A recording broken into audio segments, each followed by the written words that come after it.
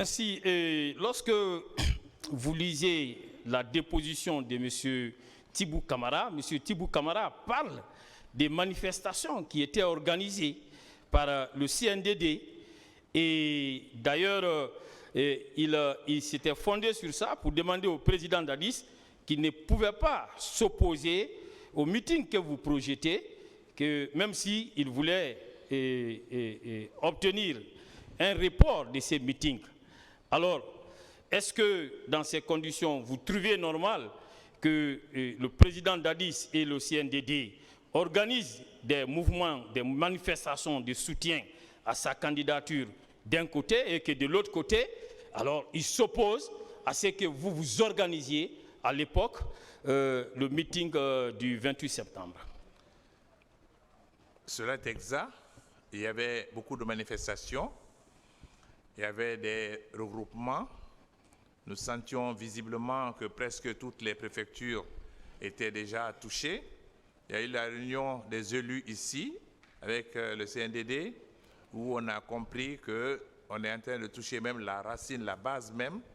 Et nous avons vu aussi des réunions à Fria, le voyage du président du CNDD à l'Abbé, aussi le discours de Aboulbine, de même que le passage du président Ouad.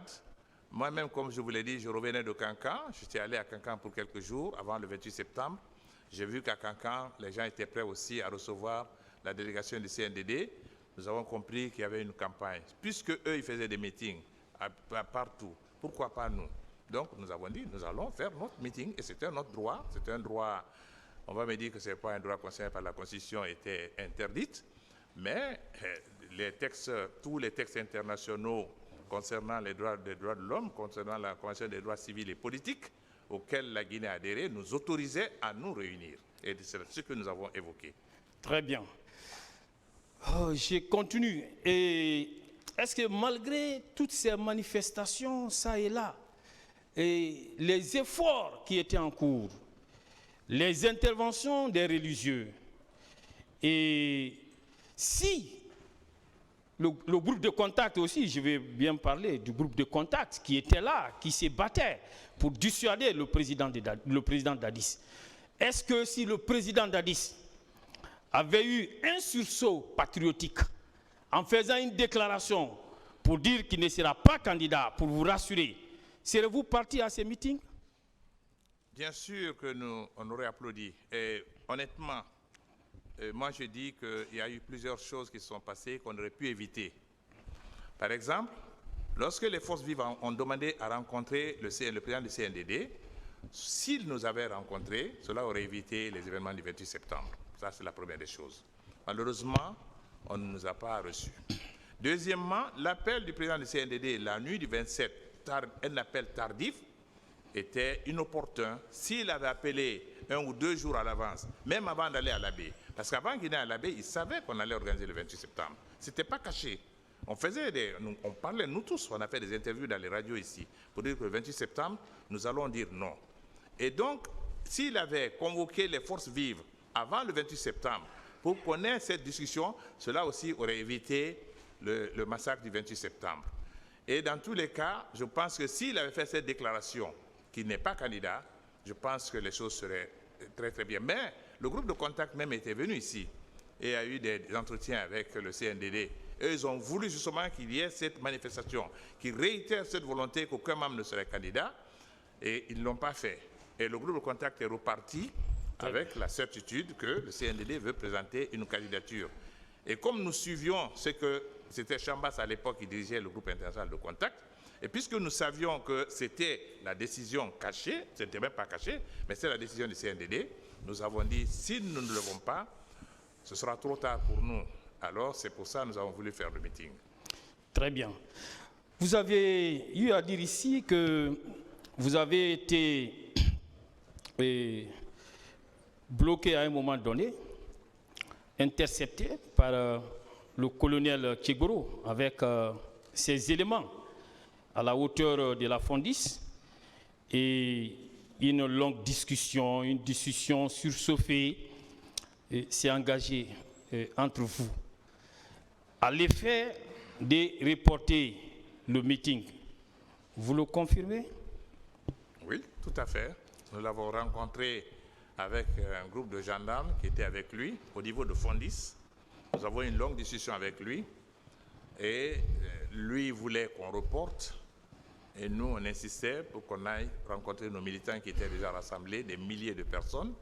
Et donc on ne s'est pas entendu et quand la foule est venue, donc on est passé. Cette demande de report, est-ce qu'elle était opportune? Est-ce que c'était le lieu, le moment? Est-ce que les circonstances s'y prêtaient? Je viens de dire tantôt que si le président du CNDD avait accepté de recevoir la délégation des forces vives, je crois que notre collègue Baouri l'a largement expliqué la dernière fois, puisque nous étions un groupe bien organisé. On avait désigné Jean-Marie Doré et Baouri et un autre pour aller rencontrer le CNDD, pour aller exprimer nos inquiétudes. Si le président du CNDD les avait reçus, ils auraient eu une discussion avec eux. Pourtant, on avait plusieurs réunions avec le président du CNDD. Les réunions se faisaient généralement dans les locaux de la RTG. Mais il n'a pas accepté qu'on le rencontre. Mais si on l'avait rencontré, cela aurait évité beaucoup de choses. Mais l'appel tardif ne pouvait pas marcher. D'abord, Sidia, à 2 heures du matin, ne pouvait pas réveiller les autres. Et pour prendre une telle décision, il fallait une plénière. Et prendre une plénière, ça veut dire que nous aurions renoncé au meeting du dimanche, alors qu'on avait mobilisé déjà des milliers de personnes. Ça aurait été, je crois, très très mal interprété par nos propres militants. Donc il y avait une décision inopportune qui avait été prise. L'appel est venu trop tardivement.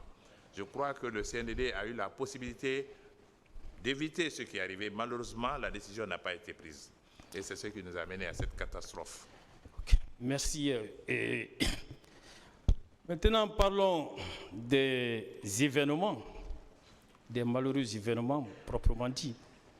Alors, lorsque les tirs ont retenti, et vous avez dit que vous avez aperçu M. Aboubacar Diakité Ditumba, il est venu vers vous et vous confirmez qu'il s'était bien adressé à vous et il vous a demandé de le suivre? Oui, on l'a vu monter, nous étions à la tribune. Il y avait les tirs sur le terrain, dans le stade. Il y avait la panique générale, les gens fuyaient, les gens essayaient d'escalader et on a vu Touba monter. Nous, de ma position d'ailleurs, on le voyait très bien parce qu'il est monté de mon côté. Et donc, quand il est monté, il a demandé où sont les leaders.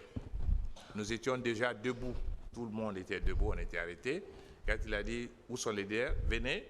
Au moment où juste quand on a voulu prendre les escaliers, c'est en ce moment que les assaillants ont commencé à nous donner des coups.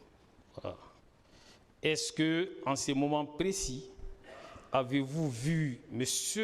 Aboubacar Diakité Ditumba porter une arme sur vous? Était-il armé?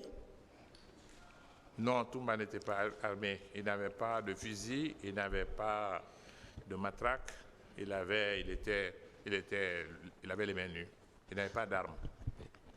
Il n'a rien fait là-bas, il n'a touché personne.